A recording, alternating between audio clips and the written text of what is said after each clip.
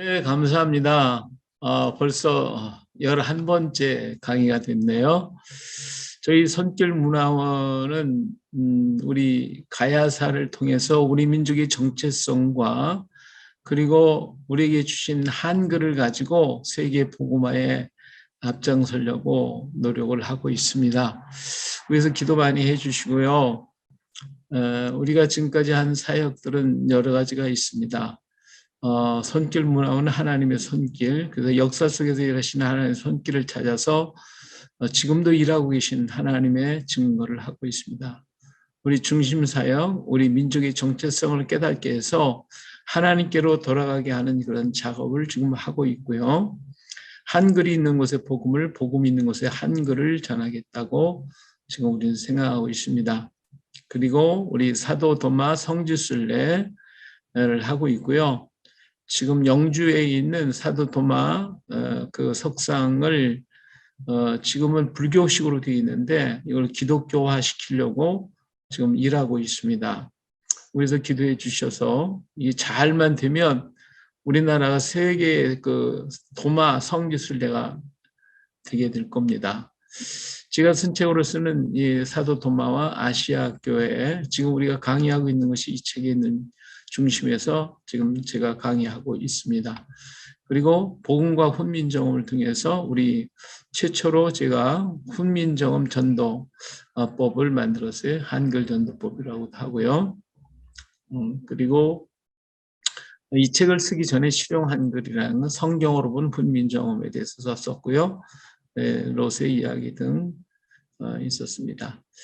이외에 이제 우리 가야사에 대해서 연구하시고 싶으신 분들은 염동훈 목사님이 쓰신 한국과 이스라엘 역사의 비밀, 그리고 새로운 이스라엘 왕국 신라와 가야, 이 책에 기록이 되어 있는데 아주 진귀한 책들입니다. 이 책들은 시중에서 구입하기가 어려우니까 저에게 말씀을 해주시면 제가 이렇게 보급을 하고 있습니다. 연 목사님은 바쁘셔서 못해가지고 저에게 이거 다 맡겨놓으셔서 저에게 부탁하시면 제가 책을 보내드릴 수 있습니다. 사도 도마의 이야기는 성학봉 목사님 쓰셨는데 이분은 지금 소천하시고 안 계셨고 이 책은 절품이 되어 있는데 그 중고 책방에서 이 책이 그 10만 원씩에 팔렸다는 말이 있어요. 좀 놀라웠습니다. 이 책은 사도 도마에 대한 우리나라에서 쓴 원전이라고도 말할 수가 있겠죠. 예. 자, 지난 시간에 우리 일본에 들어간 기독교에 대해서 말씀을 드렸습니다. 일본에 지금 그 일본에 있는 다도가 원래는 성찬식이었다라고 하는 것이죠. 이게 다도의 시작은 성찬식이었다. 이게 일본의 얘기입니다. 차는 예수님의 피를 얘기하고 과자는 예수님의 몸을 상징한 것이다. 그래서 이 일본에는 지금 다실이 있고 그 다실에 다주가 하는 대로 따라서 하는데 이것이 성찬식의 예법을 그대로 본받아가지고 만든 것입니다. 그리고 일본의 정월이 되면 3일 동안 포도주와 떡을 나누는 오도스 풍습이라고 하는데 이 풍습은 죽어 다시 태어난다는 의미로서 예수님의 3일 만에 부활하심을 나타내는 의식이었다고 합니다. 지금은 이 풍습이 많이 좀 사라진 것 같아요. 그래서 일본 사람들한테 물어보니까 이것을 잘 모르고 연세가 드신 분들, 그런 분들 중에는 여기를 기억하시는 분들이 있는데 지금은 조금 많이 변경이 되어 있는, 변질이 됐다고 할까요? 예, 그렇게 해서 그런 풍습적인 색깔이 많이 좀 없어졌다, 이렇게 볼 수가 있겠습니다. 그리고 이건 신사에 보면 이렇게 번개불처럼 이렇게 해놓은 게 많이 있어요. 근데 이런 것들이 뭐냐면 이 바람을 상징했는데 여기 보니까 예수 그 예루살렘에 있는 그 모습을 이렇게 상징하겠다, 뭐 이 얘기를 하고 있는데 이 성령의 그 바람을 상징하기도 하고요. 예, 그래서 모든 신사에 처음에 이것이 있어요. 바람 또는 그 예, 그런 것들을 상징하고 있고요. 이것도 여기 십자가의 그 상징을 하고 있습니다. 여기 이스라엘에 있는 템플 마크라고 있죠. 이스라엘 성전에 있는 마크가 여기에 이렇게 만들어져 있고요.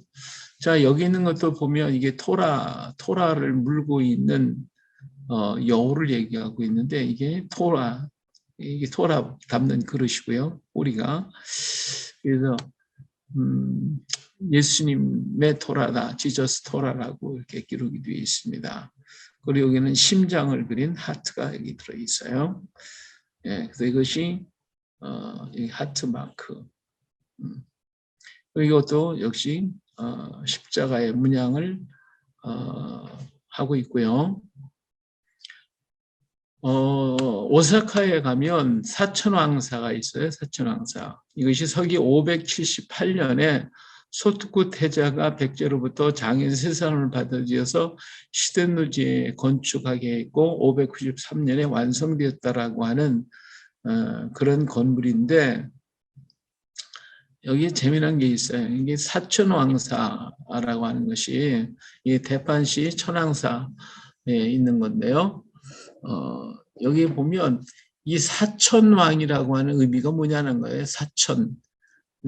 사천왕의 의미가 뭐냐면 여기 보니까 이게 마태, 마가, 요한, 누가 이걸 상징하는 템플이라고 그러잖아요. 그래서 사복음서를 나타내는 것이 바로 사천왕이라는 거예요. 사천왕사. 그러니까 지금 우리가 이게 절이라고 얘기를 하고 절로 이렇게 보고 있는데 원래는 사복음서를 상징한 것이 사천왕사라는 거죠. 그래서 이건 교회였다, 크리스천 처치다 이렇게 일본 학자들이 얘기를 하고 있어요. 제가 얘기하는 게 아니고 일본의 학자들이 이렇게 얘기를 해주고 있습니다. 좀 놀라운 거죠. 우리나라에도 사천왕사가 있었어요. 근데 그것이 지금 훼손이 돼가지고 볼 수가 없는데 뜻이 있었어요. 예, 성덕태자가 건립했던 그리스도교회 사원을 볼 수가 있어요. 여기 보면 이 사천왕사에 있는 이 마크인데 이게 십자가 마크거든요. 예, 이것도 역시 십자가예요. 꽃 십자가. 예, 십자가의 모양을 이렇게 하고 있다. 근데 이쪽 우리는 아시아 쪽으로 온 십자가의 모습을 이건 지금 그림을 좀 늘려놔서 그런데 이 아시아 쪽으로 온 십자가는 이 좌우가 같아요. 예, 네모형으로 돼 있죠. 그래서 우리나라 그 불국사에서 발견된 돌 십자가도 좌우가 똑같아요. 이 다 똑같아가지고 길이가 이 위 아래가 똑같아요. 그래서 처음에는 무슨 십자가가 그러냐고 해서 비난을 많이 했고 그랬는데 이 십자가 형태가 이게 도마의 십자가입니다. 도마 십자가가 바로 이 위아래 선과 좌우선이 똑같아요. 그리고 그 십자가형이 꽃으로 이렇게 화하죠. 꽃으로 화해가지고 이것도 십자가, 이것도 좌우도 십자가. 예, 그래서 꽃을 화해서 꽃으로 만들어놨어요. 자, 우리는 성덕태자의 미륵 반가이상이라고 얘기를 하는데 이 상을 보면 이건 지금 일본에 있는 거예요. 일본에 있는 나무로 만든 건데 이 손가락을 이렇게 한번 보세요. 손가락을 보면 이렇게 손가락을 오므리고 있어요. 그리고 이건 불교상이라고 하기가 참 어려운 그런 상이에요. 그래서 이것은 우리가 지난번에도 도마석상에서 손가락을 이렇게 하고 있는 모습을 봤죠. 이 모습은 우리 기독교에서 전래된 겁니다. 이 불교의 그 석상들이 지금 요런 손가락을 이렇게 하고 있는 석상들이 요즘에 많이 있는데 원래는 이런 석상이 없었어요. 원래는 경주에 가서 보면 경주에 수많은 불상들이 그게 전시가 되어 있습니다. 근데 그 전시된 옛날의 석상들을 보면 이런 손가락을 이렇게 하고 있는 불상이 하나도 없어요. 전부 다 손을 이렇게 펴고 있어요. 손을 이렇게 펴고 있거나 옆으로 이렇게 있거나 하는 그런 형태이지 이렇게 하고 있는 것은 없어요. 이것은 기독교적인 것이다. 그래서 여기도 역시 마찬가지로 이렇게 손가락을 하고 있는 것을 볼 때에 이것을 불교 것이다. 불교적인 석상이다라고 말하기가 어렵습니다. 이건 기독교적인 석상인 가능성이 짙다라고 말할 수가 있겠죠. 예, 여기에도 보면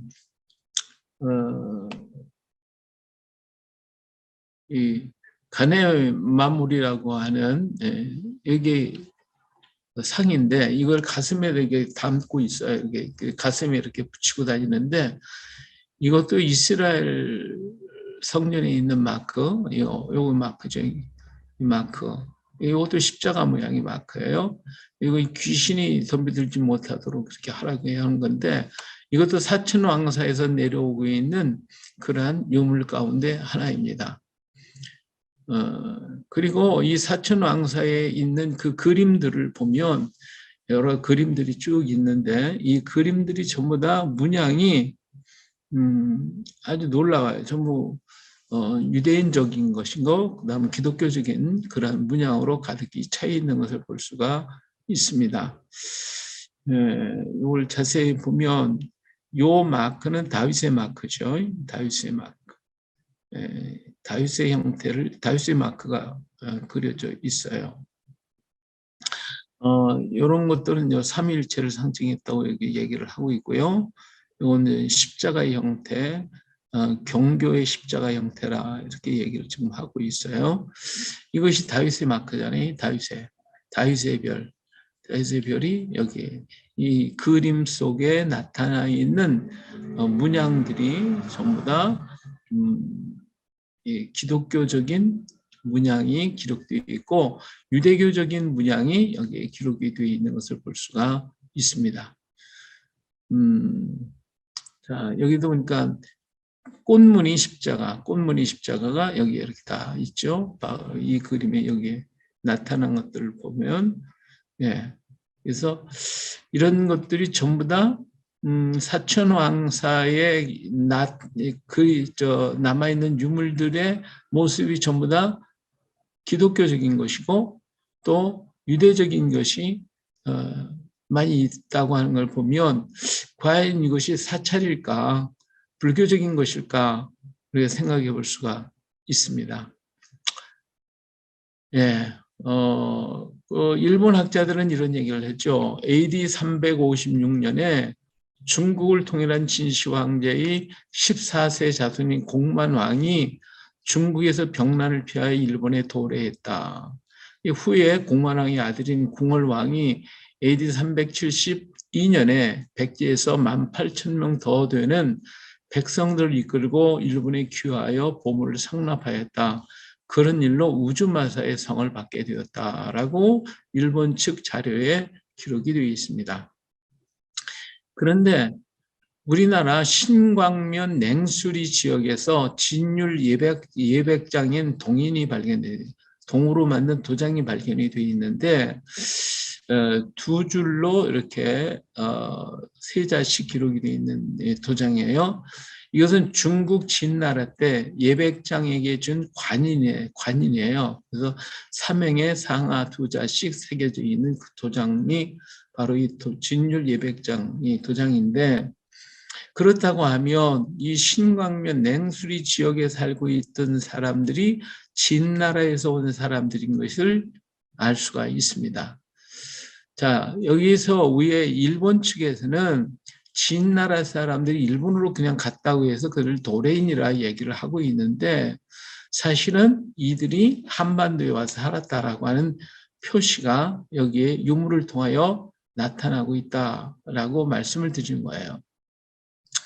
일본 학자인 구자력 씨는 이스라엘 계통의 사람들이며 이들이 이스라엘 계통의 사람들이고 진시 황제의 후손들이라고 주장을 하고 있어요. 진나라에서 온 사람들이 일본으로 건너갔으며 일본으로 간 이들이 우주마사 성을 받아 하타라고 하타라는 거 이제 불렀다라고 하는 것이죠. 여기 이제 궁궐군들이 여기 갔고 후에 여기 왕이 이렇게 나주 쪽을 통해서 이렇게 갔다 하는 이런 그래서 여기 야마토 하는 이런 얘기를 지금 말해주고 있어요. 그런데 여기 변진 묘야마데라고 하는 나라가 고령에 있었어요. 근데 이 고령 지역에 있었는데 이 고령 지역으로부터 시작하여 저 울진 삼척에 이르기까지 그 넓은 지역에 유대인들이 살고 있었던 것 같아요. 그 사람들의 모습이 있어요. 이 사람들 중에 일부가 일본으로 건너와서 야마토 정부를 만들었어요. 그리고 그들은 스스로 야마토 민족이라고 불렀는데 이들이 가야국을 어머니 나라라는 뜻에서 임나가야 또 임나가라라고 부르게 됩니다. 여기 임나라고 하는 말은 강변 물가에 가진 의미를 가진 나라다는 그런 의미인데 이라고 얘기도 히브리어에서는 이 임나가 강변 물가의 의미를 가진 가야 나라 또 이것이 히브리라고 하는 말도 또 여기 포함이 돼요. 히브리가 강을 건너왔다는 뜻인데 그런 의미가 있어요. 그래서 일본으로 건너간 하다시 일족이 18,000년이 이른다면 이들은 이 지역에 널리 퍼져서 살고 있었을 것이라는 거예요. 이제 고령 지역으로부터 시작해서 이 사람들이 임나가랴서를 자꾸 얘기를 하고 있는데 임나 지역에 18,000명이나 되는 이 이스라엘 사람들이 여기 이 지역에 살고 있었다는 거예요. 근데 이들이 18,000만 살았겠어요? 수많은 사람들이 이 지역에서 분포해서 살고 있었다라고 하는 것이죠. 고령치고 있죠. 울진 삼척까지 뻗어나가요. 그래서 도마 석상이 영주에 세워졌고 히브리어가 기록되어 있다고 하는 것은 이곳에서 이스라엘 사람들이 있었다라고 하는 증거가 되는 거예요. 그리고 도마는 하다시 일족을 만났고 이들 중에 히브리어를 쓰거나 알고 있는 사람들이 있었을 것이라고 하는 것이고 그들에게 복음을 전했을 것이다 라고 하는 것입니다. 그래서 도마는 흩어진 이스라엘 사람들에게 복음을 전했을 것이죠. 여기 히브리어가 이렇게 기록이 되어 있습니다. 요 문양을 자세히 보면 이게 이제 타오자인데 이걸 타오자가 아니라고 자꾸 얘기를 하시는 분들이 있어요. 근데 이 타오자가 여기 꼬리가 있어야 되는데 꼬리가 없었죠. 그러기 때문에 이건 헤트자라고 얘기했는데 헤트자는 각이 져야 돼. 이 맴자 마냥 각이 져야 돼요. 그래서 우리가 R자, 러시아어에서 R자가 거꾸로 돼 있죠. 그러면 R자를 빠르게 쓰게 되면 이렇게 둥글게 돼요. 안쪽에. 그래서 이건 타오자가 R자 비슷한 거거든요. 그래서 이것이 둥글게 돼 있어요. 이렇게 둥글게. 안쪽이 둥글게 돼 있고요. 요 세 번째는 손을 모으고 있는데 여기에 눈이 달려 있어요. 눈이. 그게 뭐냐면 도마의 눈과 손입니다. 도마가 나는 봐야 되고 만져야 됩니다. 라고 했기 때문에 그렇고요. 여기는 앉아있는 사람의 모습인데 예수님의 모습인 것 같아요. 왜냐하면 옆구리를 가리키고 있거든요. 옆구리를. 이 손으로 옆구리 가리키고 있어요. 도마를 보고 야 옆구리 만져봐. 지금 그렇게 말씀하시는 거예요. 이 도마가 나는 보고 만져야 됩니다. 그러니까 예수님이 내 옆구리를 가리키면서 자 옆구리 봐봐 이렇게 하고 있는 그런 모습을 여기에 담겨 있는 것이고요. 이 손도 역시 이렇게 인사하고 있는 그런 손으로 만들어져 있는 것을 볼 수가 있어요. 그렇게 히브리어를 쓸 수 있었다고 하는 것은 그 당시 이 지역에 히브리어를 알고 쓰는 사람들이 있었기 때문에 이것이 가능하다 이렇게 말씀드릴 수가 있겠습니다. 자, 일본의 그 교토에 가보면 우주마사라고 하는 곳이 있어요. 우주마사. 이 우주마사에 보면 여기에 대한 그 유래를 전부 다 기록되어 있는 이 현판이 이렇게 붙어 있습니다.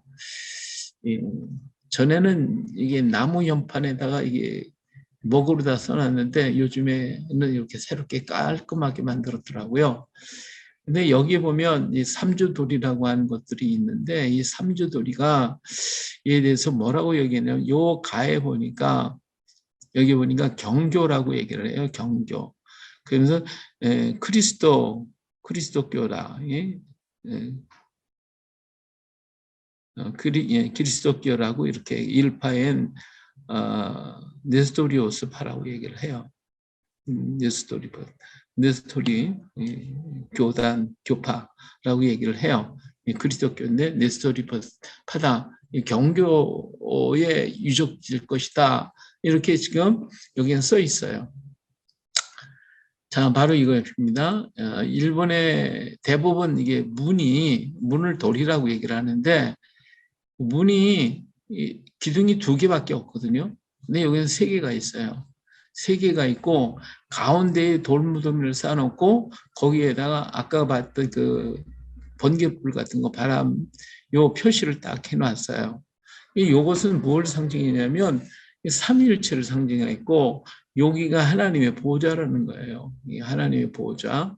이 삼주돌이가 일본에 유일하게 이렇게 만들어져 있어요.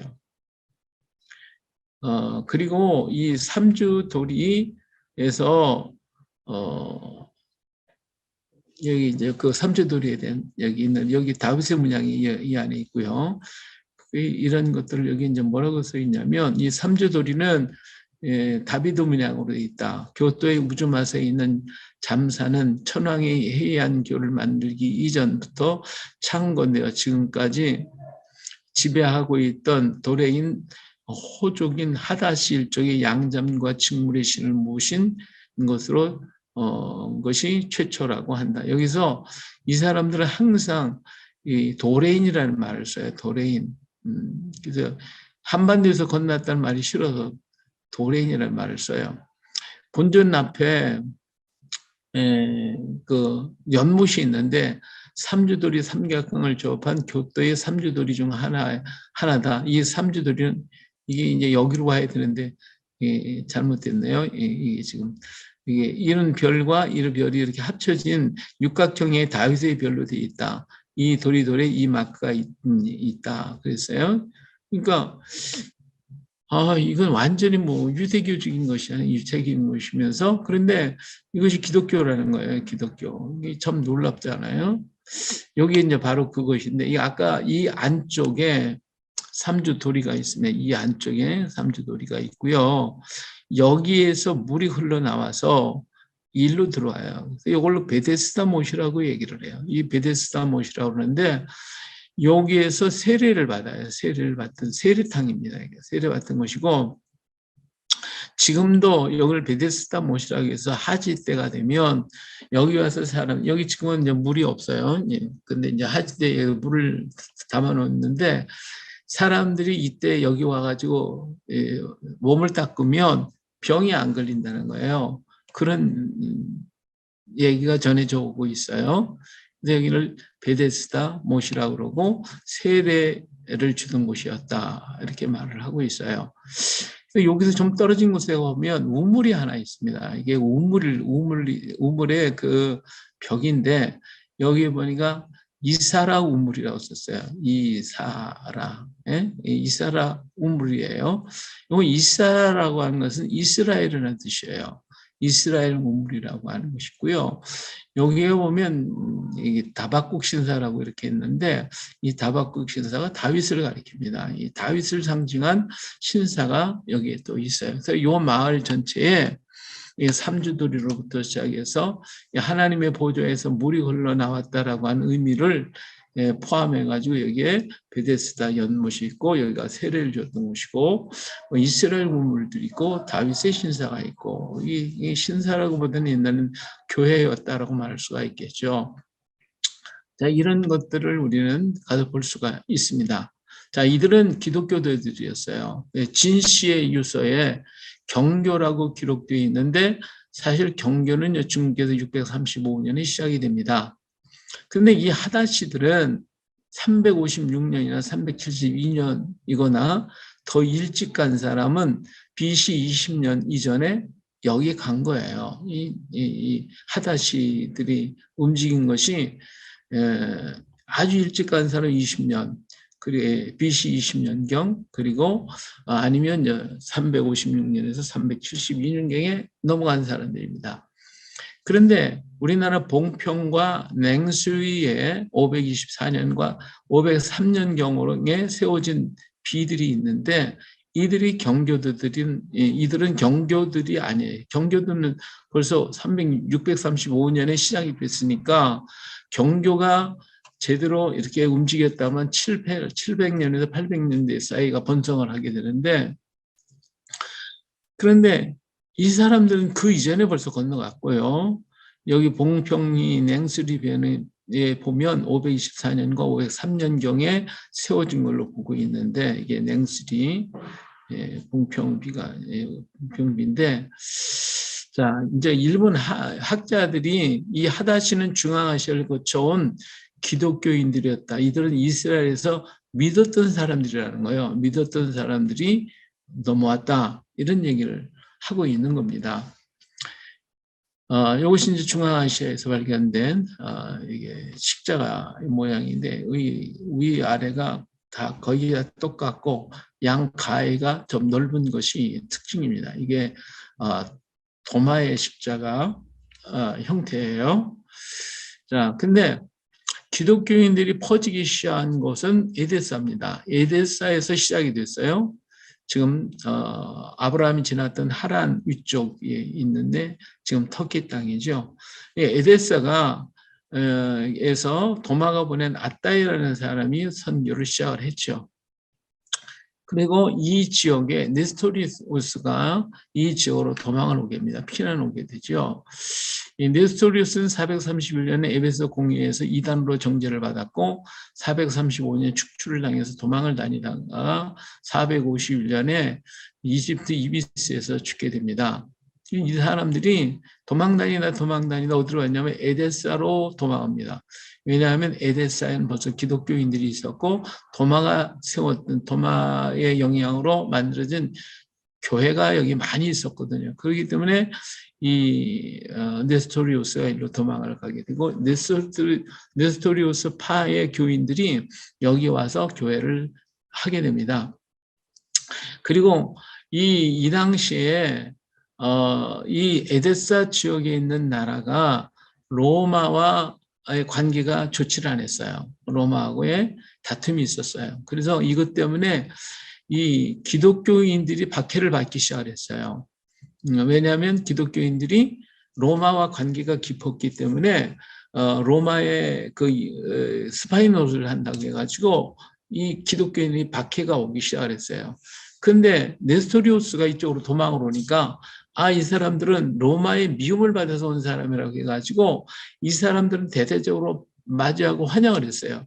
그러나 거기에 본래 있었던 기독교인들은 핍박을 하고 네스토리우스는 환영을 하게 되니까 본래 있었던 기독교인들이 그 다음에 도망온 네스토리우스 파는 신자가 얼마 없어요. 작은 사람들이에요. 그러니까 이 사람들은 환영을 받으니까 이 사람들이 핍박을 받는 그 사람들 속에 같이 들어가면서 함께 연합을 하게 되는 거예요. 그래가지고 이제는 도마파가 아니라 네스토리우스파가 되도록 했어요. 이것 때문에 갈등이 생겨가지고 우린 그렇게 할 수가 없다. 우린 그렇게 하겠다 해가지고 둘로 나눠지게 되고 여러 파로 또 쪼개져 나가기도 합니다만은 어쨌든 이 사람들이 에데사에 와가지고 번성을 해요.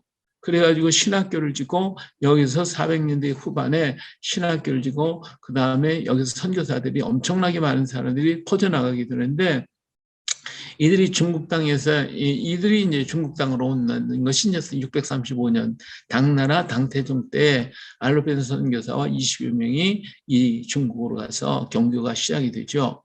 그리고 이 당태종은 이 알로펜 선교사와 3년 동안 성경 공부를 하다가 거기서 변화돼 가지고 그래서 이 사람이 예수를 믿게 되고 전국에 교회를 시게 되어지고 기독교가 퍼져나가게 됩니다. 바로 이때가 7, 800년대에 아주 굉장히 번성을 했죠.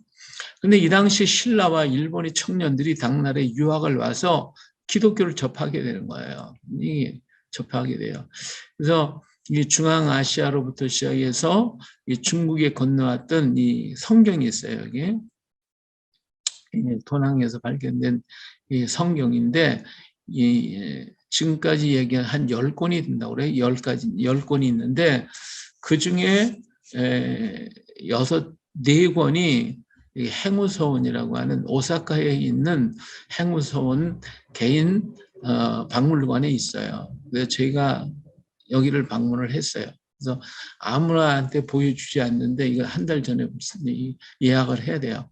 여기 가서 이것을 보고 했는데 사진을 찍지 못하게 만들어가지고 내용은 다 찍지를 못했습니다만은 하여튼 여기에 4편이 복원되어 있어서 저희들이 4편을 본 적이 있습니다. 예. 자, 그때에 일본의 진원종을 지금 전파했던 공호라고 하는 사람이 있어요. 근데 이 사람이 원래 당나라에 유학을 온 청년입니다. 유학을 왔어요. 그래서 기독교 복음을 이렇게 받아들이고 이게 너무 좋은 거예요. 그래서 자기가 일본으로 가지고 들어갔어요. 일본으로 이제 가지고 들어갈 때 기독교를 가지고 들어갔으면 얼마나 좋겠어요. 근데 기독교를 가지고 들어온 게 아니라 이걸 불교화 시켜버렸어요. 불교화. 이 당시에 불교가 벌써 일본에 있었기 때문에 이 공호라는 스님 사람이 기독교의 복음을 가지고 와서 그곳에 불교화를 시켜버렸어요. 그래서 고야산이라는 곳에 진원종 분부를 두고 전파를 해서 일본의 기독교가 불교화가 되어버렸어요. 다시 말하면 하나님을 부처로다 바꾸고 예수님을 지가 됐어요. 지가 예수라고 해요. 그런 거예요. 이렇게 전부 바꿔버렸어요. 그래가지고 이것이 일본의 그 불교의 아주 중요한 기초가 돼버리고 말아요. 그러니까 어떻게 보면 이 포장은 전부 기독교인데 내용은 기독교 것인데 포장을 불교화 시켜버렸어요. 다. 그렇기 때문에 일본 사람들은 참 불쌍해요. 진정한 복음으로 받아들였다면 얼마나 좋겠어요. 근데 그것이 아니라 이렇게 포장되어버린 불교화를 포장되어지는 이것을 진짜인 줄 알고 받아들여가지고 오늘까지 믿고 있고 이것이 일본의 중심 사상이 됐다고 하는 거 너무 놀랍죠. 그리고 이 고야산에 이런 막 엄청난 이렇게 하고 이 산 전체가 진원종 본부예요. 여기는 유치원으로부터 시작해 대학원까지 다 있어가지고 이 진원종을 공부하고 배우는데 여기에 경교비가 있어요. 경교비가 있어요. 예, 일본 교토대학과 고야산 오호인의 1911년 미제 44년에 경교비 모조품을 여기에 세웠어요. 예, 이것을 세운 사람이 누구냐면 아일랜드 골든 여사가 자기 자금을 내서 거기에 세웠어요. 이 골든 여사가 여기 와서 죽었는데 이 고야산에 와서 복음을 듣다 보니까 그게 기독교고 똑같다 그거예요. 그래서 이 교인이었던 골든 여사가 여기 와서 그냥 거기 심취돼 가지고 여기서 살다 여기서 죽었는데 이 사람이 여기다가 경교비를 세웠어요. 골든 여사가 1917년에 우리 한국 땅을 지나갔는데 한반도를 지나가는 1917년에 금강산 장안사에다가 경교비 모조비를 세웠고 그리고 지금 그 숭실대학교 한국기독교박물관에 모조 탁본이 전시되어 있어요. 이게 경규비거든요. 경규비인데 이 탁본이 지금 숭실대학에 있는데 금강산에 있어요. 금강산에 모조비가 있어요. 바로 이건데요. 탁본이에요. 근데 한국에도 지금 경교비가 있어요. 예, 경교비 있죠. 우리 이경훈 목사님이 경교비를 갖다가 원본 경교비를 가져다가 그대로 만들려고 하셨는데, 중국에서 그렇게 만들지 못하게 만들어가지고, 조금 틀리게 만들었지만, 그러나 거의 비슷하게 만들어서 지금 수원에, 여기 기독교 박물관이에요. 박물관 만들어 놓으셨는데, 그 안에 옛날에 절간이었던 곳을 사셨어요. 그래가지고 여기에 전시를 해놨고, 신약관, 구약관으로 만들어 놓으셨는데 한번 기회 있으시면 가보시면 아마 굉장히 도움이 되실 것입니다. 그래서 지금 우리나라에 아주 거의 진품과 비슷한 경교비가 수원에 있다. 물론 다른 곳에도 또 있어요. 근데 그건 좀 많이 틀려요.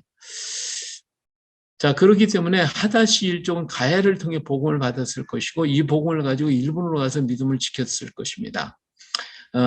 그래서 일본의 다도, 교토의 우주마사당, 기독교 유적들은 경교 이전의 것이고 가야의 영향으로 일본으로 전파된 것으로 보는 것이 타당합니다. 근데 일본 학자들은 이것을 인정하려고 하지를 않죠. 그리고 한반도에서 넘어갔다는 말을 싫어해서 그냥 도레인이라고 하는 그런 말을 쓰고 있습니다. 자, 그러면 우린 포항에 가면요. 연호랑과 세오녀의 상이 이렇게 있어요. 보신 분이 있는지 모르겠습니다. 이 연호랑과 세오녀 상입니다. 그 연호랑과 세오녀가 제8대 아달랴 왕 주기 4년, 신라를 얘기해요. 제8대 아달랴 왕 주기 4년 157년입니다. 동해 바닷가에 연호랑과 세오녀 부부가 살고 있었습니다. 근데 어느 날 연호랑이 바다에 나가 미역을 따고 있는데 갑자기 바위 하나가 나타나더니 그를 싣고 일본으로 건너가요. 이것을 본 그 나라 사람들이 이는 보통 사람이 아니다 하고 그를 세워서 왕을 삼았는데 한 작은 고래 왕을 삼았다는 거예요. 근데 세오녀는 연호랑이 떠났어요. 세오녀는 남편이 돌아오지 않는 것을 이상히 여겨서 바닷가에 나가 찾아봤더니 남편이 벗어놓은 신발이 있었어요. 그것을 보고 거기서 그냥 기도를 했는데 그랬더니 바위가 또 왔어요. 그래서 그 바위에 올라탔더니 그 바위도 또한 그녀를 싣고 전과 같이 일본으로 갔어요. 그래서 그 나라 사람들이 놀라서 이상히 여겨 왕에게 아뢰었더니 여기서 부부가 만나게 되었고 그녀를 세워서 귀비를 삼았다. 이런 내용이 삼국유사에 기록이 되어 있습니다. 그러면서 이때 그런데 이제 문제가 하나 생겼는데 뭐냐면 이때 신라에서는 이들이 떠나고 나서 신라에서는 해와 달의 광채가 사라졌어요. 그래서 일자가 아뢰기를 해와 달의 전기가 우리나라에서 내렸었는데 지금 일본으로 가버렸기 때문에 이런 괴이한 일이 생긴 것입니다. 라고 했어요. 왕이 사자를 보내서 두 사람을 찾으니 연호랑이 말하기를 내가 이 나라에 온 것은 하늘이 시킨 일인데 지금 어찌 돌아갈 수가 있겠는가. 그러면서 돌아가지 않고 그러나 내 아내가 짠 고운 비단이 있으니 이것을 가지고 하늘에 제사를 드리면 될 것이다 하고 비단을 내주었어요. 그래서 사자가 그 비단을 가지고 돌아와서 이 사실을 왕에게 얘기를 했더니 거기에 기록된 대로 그 말대로 제사를 지냈어요. 그랬더니 해와 달이 전과 같이 밝아졌어요.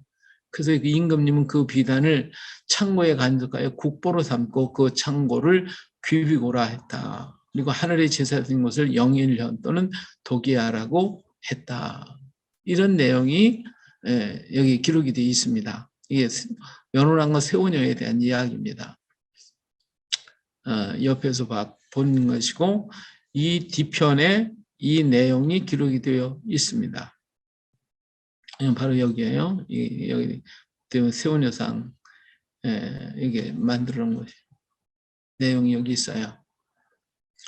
그리고 여기에 보면 여기에 이제 연호랑과 세오녀를 위한 테마파크를 만들어 놨어요. 여기 전망대를 만들어 놓고요. 여기 그러니까 그 연호랑과 세원이가 타고 갔던 거북이 바위가 이게 거북이 바위 타고 갔다 해서 거북이 바위가 여기에 있습니다.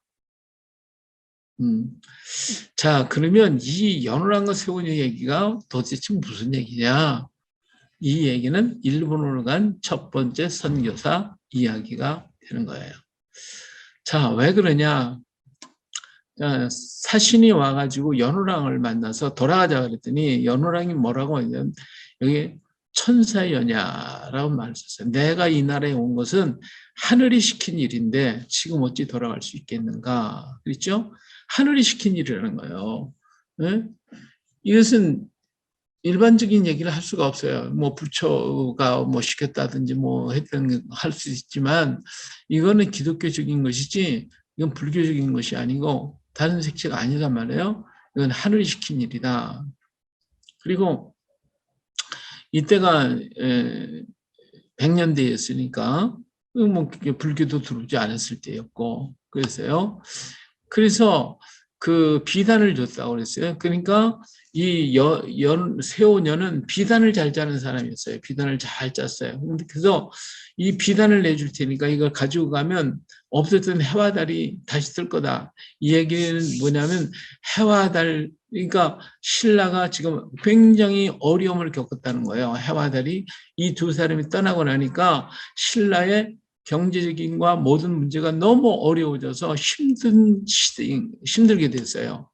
그래서 데려오라고 그랬더니 내가 이 나라에 온 것을 하늘이 시킨 일인데 내가 못 돌아갑니다. 그리고서 비단을 줬거든요.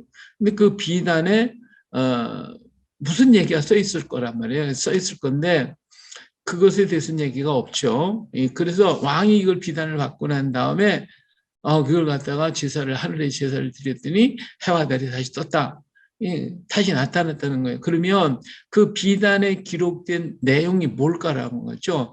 그 내용은 바로 이 연호랑과 세오냐가 이 나라의 신라의 가장 중요한 경제적인 것을 가지고 있었다는 거예요. 그래서 이들이 떠나가 보니까 나라의 경제가 흔들린 거예요. 그 흔들린 경제를 다시 세울 수 있는 방법을 비단에 적어줬어요.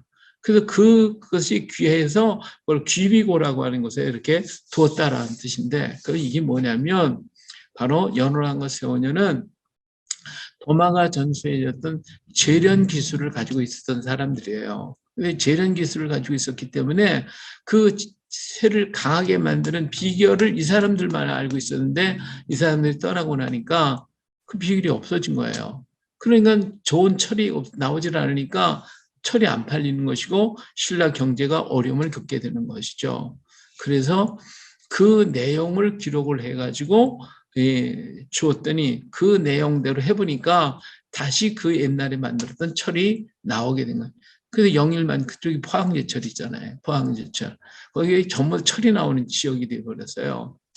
그리고 이곳을 기복이라고 그랬고 이곳을 왕의 제사를 드리는 곳이에요. 그래서 영일현, 해가 뜨는 곳이다. 그리고 제천 행사를 보이고 이걸 영일현, 이 해가 뜨는 곳, 바로 이것이 제사를 드리는 곳, 독이야, 기도하는 지역, 기도하는 곳, 이것을 보면 이런 문구 하나하나가 전부 다 지금은 조금 뭐 색다른 것 같아도 이것이 기독교적인 용어에 섞여 있는 거예요. 그리고 이 사람들이 이스라엘 사람들이었고 기독교인이었다라고 하는 의미가 여기에 담겨져 있다 하는 것입니다.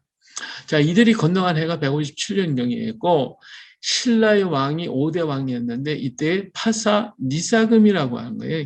이 파사라고 하는 말 우리 알죠? 파사가 페르시아라는 뜻이라고 하는. 그러니까 벌써 이 파사라고 하는 말은 신라 그 화왕후가 올 때에 이 파사라는 말을 썼거든요. 페르시아 이 말은 기독교라는 뜻이거든요. 벌써 이 파사 이사금 신라의 왕이 파사라는 말을 썼다는 것은 이사금 기독교인이라는 말이에요. 그래서 파사 기독교의 별칭이고 화왕후를 상징하고요. 니사금은 니사크라고 하는 말도 되는데 신라 초기의 왕으로 3대 유리왕부터 18대 실성왕 때까지 사용했어요. 그래서 이 당시에 신라 3대 유령 28년 이때부터 402년까지 신라에도 이런 파사라는 이름을 썼다는 걸 보면 그러면 이들이 기독교인이었다라고 하는 것을 나타내주고 있는 거예요. 이거 화항어 등에 있는 그 파사가 그 글자가 그대로 있죠. 그리고 여기 이사금이라고 하는 말을 입금이라고 하는 다른 표기가 있는데 이 입금이라고 하는 말을 우리나라 학자들은 이렇게 얘기하죠. 김대문이가 신라의 진골 귀족으로 문장가이며 관료인 학자이기도 한 사람인데 화랑세계의 저자이고 그의 저는 삼국사기가 그 자료가 있는데 입금이라고 하는 말은 이의 자국이다라고 얘기를 해요. 유리 이사금은 덕망 있는 석탈에게 왕위를 양보하려고 했는데 석탈애가 훌륭하고 지혜 있는 사람은 이가 많으니 떡을 깨물어 서로 이를 비교해보자 하면서 유리 이사금과 이빨수를 헤아려 보았다. 그 결과 유리 이사금이 이가 더 많고 많았기 때문에 석탈애가 왕위를 양보했다라고 하는 그런 기록을 보고서 입금이라고 해서 입금이 변해서 임금으로 바꿔졌을 것이다. 예. 그리고 이샤크라는 말이 깨물다는 말도 있기 때문에 이것도 히브리어가 아니겠나 그런 것이고요. 니사크는 나시크 또는 왕 제사장이라고 하는 의무도 또 있어요. 그래서 파사왕 때 연호랑과 세오녀가 일본으로 갔다. 왜 갔겠어요? 복음을 들고 갔을 거다 그 말이에요. 그렇기 때문에 하늘이 시킨 일이다 천사연이라고 말을 썼어요. 그러니까 이 땅에 살던 하다시 일족이 도망하자는 복음을 들고 일본으로 건너갔을 것이고 이것이 일본의 고대 기독교의 모습이었다라고 하는 것입니다. 그래서 여기 일본에 간 신라 왕자 뭐 이런 얘기들이요. 아까 그 연호랑과 세오녀의 그 테마파크에 가보면 이런 전시가 많이 되어 있어요. 이런 것을 보면 그 당시에 파사 이사금이 이런 것들을 볼 수 있는데 우리 고대 문서의 삼국사기 신라 역사 5대왕 파사 이사금 편에 보면 실직곡국 읍집벌국에 잦은 영토 분쟁이 일어나고 있었다. 두 나라 왕이 파사 이사금이 신라 왕의 분쟁을 조정을 요청을 했는데 신라 왕은 금관국 수로 왕이 경륜이 많고 지식이 많으니 그분을 초청해서 묻자고 이렇게 얘기를 했어요.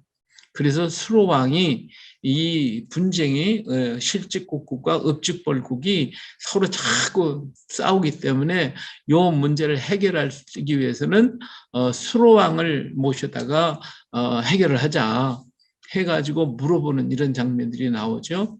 이것을 볼 때 수로 왕이 그 당시 여러 소국들 진안의 12국 변환의 12국이 있었다고 그랬죠. 이러한 나라들에게 인정을 받고 있었다는 증거예요. 그래서 이 지역의 소국들은 모두 철을 화폐처럼 사용했고 고분들이 출토해서 나오는 유물들이 서로 비슷한 걸 보면 그런 것이 다 서로 교류하고 있었다라고 하는 걸 볼 수가 있죠. 그래서 김수로왕과 허황호를 통해 이들이 복음이 자연스럽게 전파되었을 것이고 그래서 신라도 파사왕 또 기독교인이라고 하는 표시가 거기에 나타나 있다라고 볼 수가 있어요. 그래서 이런 일로 연호랑과 세오녀가 복음을 들고 일본으로 들어갔다는 말은 자연스러운 것이고요. 일본에서 종군 목사로 와서 사역을 했던 케니 요선 목사라는 분이 일본의 지장대 예수라고 하는 저서를 썼는데 일본에 199년에 복음이 들어왔다라고 주장을 하고 있어요. 그는 부산, 울산, 포항을 거쳐서 제주를 경유하여 복음이 일본으로 들어왔을 것이라고 말하고 있는데 이 반테락사라고 하는 분이 말하기를 도마가 순교한 후 120년 이 2개 선교단체가 인도에 도달해서 선교를 했다라고 주장을 하고 있어요. 이게 아주 기독교 회사에서 이 얘기를 했는데요. 참 이러한 여러 증거들이 그럼 과연 직접 이 사람들이 일본으로 건너갔겠냐? 이들은 반드시 한반도를 거쳐서 왔을 것이다 라고 하는 거예요. 자, 그러니까 이 사람들이 그러니까 그 인도에 와서 선교한 때가 170년이니까 그가 백제나 가야를 거쳐 일본에 건너간 때가 199년이라는 말은 일리가 있는 얘기다라는 거 하는 거예요. 이외에 다른 증거들을 보면 1988년 1월에 경북 울진군 죽변면 봉평리에서 비문이 하나 발견이 됐어요. 이 비는 524년 정월 15일에 세웠는데 여기 보면 소를 잡아서 제사를 드렸다는 기록이 있어요. 그리고 울진 지역은 파단국이 있었던 곳이고 울진국 해곡현의 이름이 바로 파단이라고 하는 곳인데 이 대동여지도에 대동지지에 있는 내용입니다. 이 파단이라는 말은 일본어로 말하면 하타라는 말이고 이 하타시 일족이 1990년에 이 지역을 방문해 가지고 이곳이 자기들이 살던 곳이라고 얘기했어요. 근데 이 파단이라는 말, 하타라는 말은 바다를 건넜다, 건너갔다는 뜻이에요. 근데 다시 말하면 히브리라는 말과 같은 말이다 그 말이에요. 히브리라는 언어. 이 히브리라고 하는 말은 어디서부터 시작이 되냐면 셈의 아들 에벨의 뜻이 강을 건넌 자, 즉 유브라데스 강을 건너온 자라는 말에서 히브리라는 말에서 나오기 시작했잖아요. 예, 하비루란 무리를 지칭하고 다시 말하는 떠돌이 민족이라는 말도 있는데 아브라함이 처음 히브리인이라고 불리우고 그 후 그의 자손 이삭과 야곱이 히브리인으로 불리우기 때문에 히브리인 말이 아브라함으로부터 시작된 것이라고도 얘기를 하고 있는 이렇게 학자들 세 가지로 얘기를 하고 있는데 더 중요한 것은 에벨이라고 하는 말에서 유래되었다라고 하는 견해가 더 유력하다고 많은 학자들이 지금 얘기하고 있죠.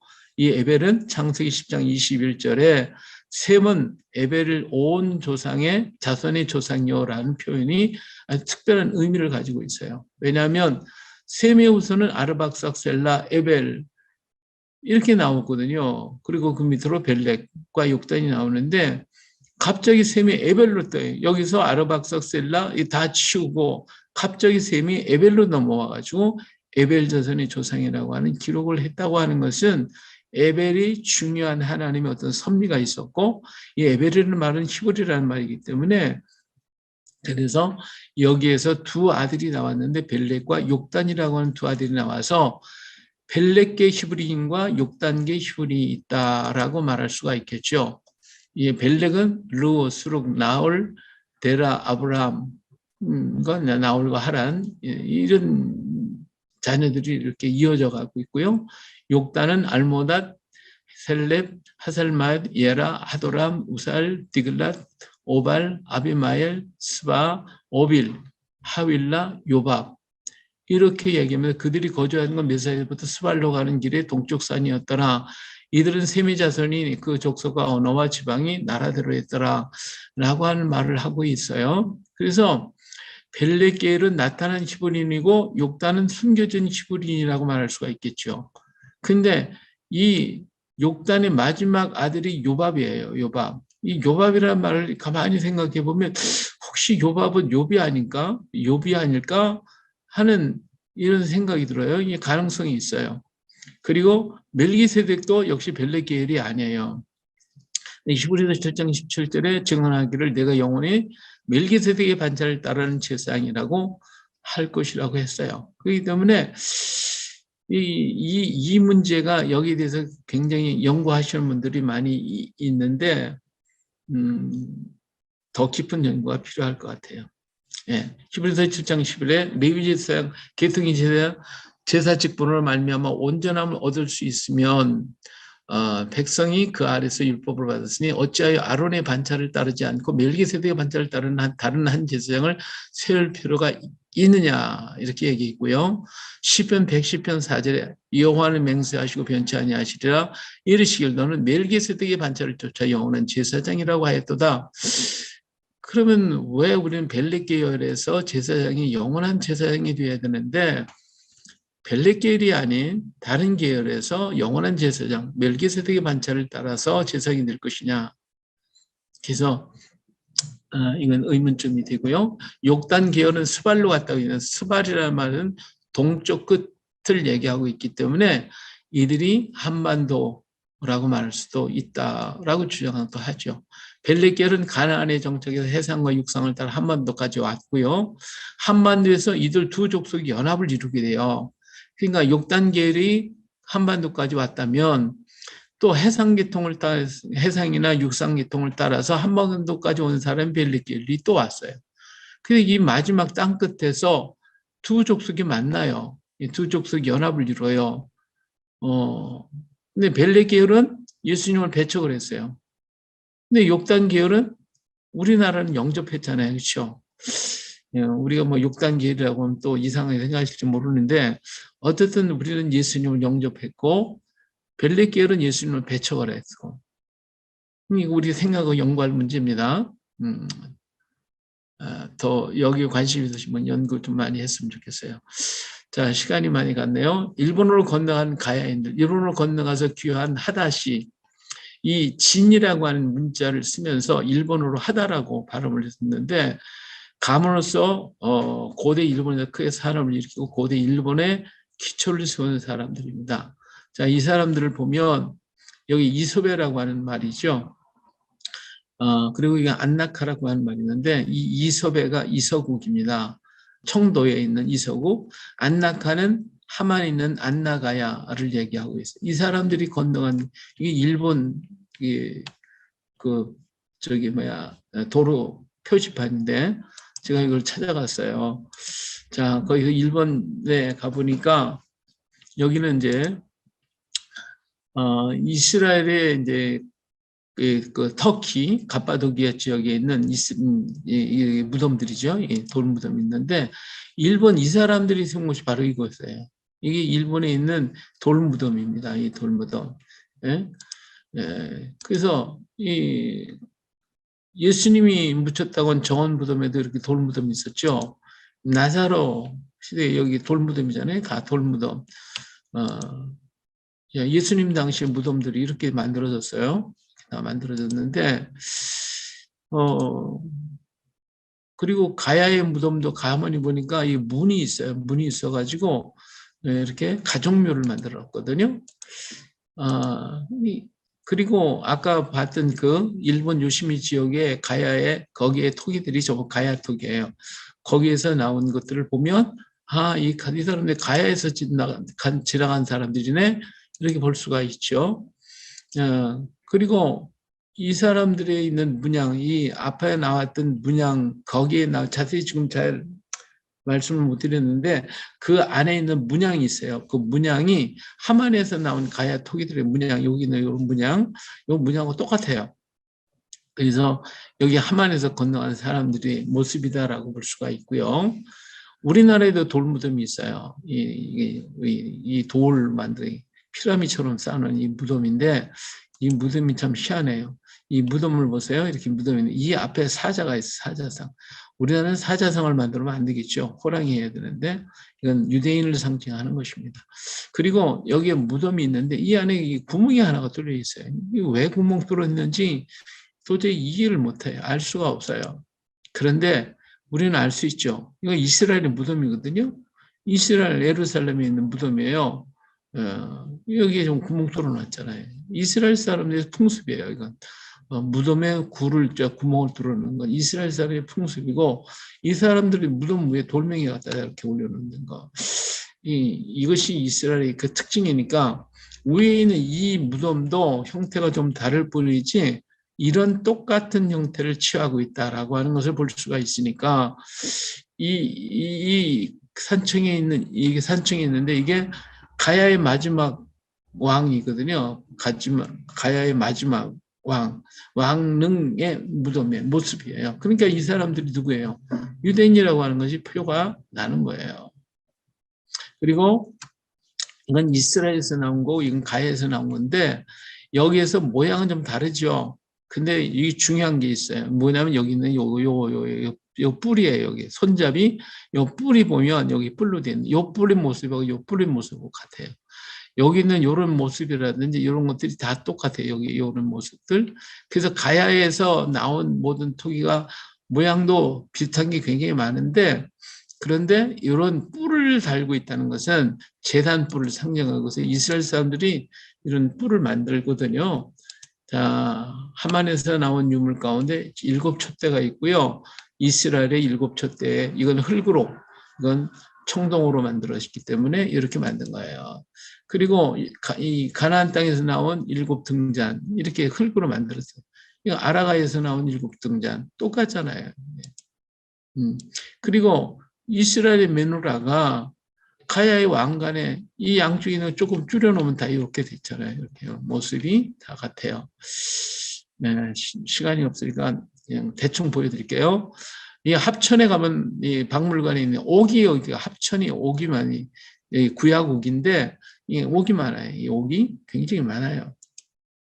이 옥으로 만든 구슬들 목걸이 굉장히 많아요. 근데 일본의 이 같은 하만에서 나온 합천에서 나온 이 구야국에서는 이것이 있어요. 이렇게 옥이 있어요. 근데 이 옥을 그 일본 사람들이 장식으로 많이 달고 있는데 이 곡을 우리는 고곡이라고 그래요. 고곡. 근데 여기 일본 사람은 야사카의 고국이래. 야사카의 고국은 고대 일본인이 마귀를 취한 부족으로 지니고 있었다. 오늘날 3종의 신기 중에 하나로 야사카이지만 일본어로는 특별한 의미가 없어요. 그러나 히브리어서 야사츠카라는 말은 하나님을 보다는 의미의 단어로 알 수가 있어요. 그래서 이것도 이스라엘의 상징이다. 그리고 이 사람들이 여기 목걸이 여기에서 보면 이 전부 다 이런 일본의 옛그림에 나타난 남자와 여자에게 고곡을 달고 있다. 일본의 기독교가 전파된 것은 그렇기 때문에 도마의 영향이었고 일본의 기독교의 다른 종교가 함께 왔는데 그것은 민족 종교일 것이라고 하나 이것이 바로 유대교의 모습이었고 유대교의 풍습이 많이 전해지고 있다. 맞질이 노아의 배, 아브라함이 이삭을 제사를 드리는 것들 이런 등등의 것들이 이 일본에 굉장히 많이 있어요. 예. 자, 오늘은 여기까지 시간이 너무 많이 했습니다. 예, 감사합니다.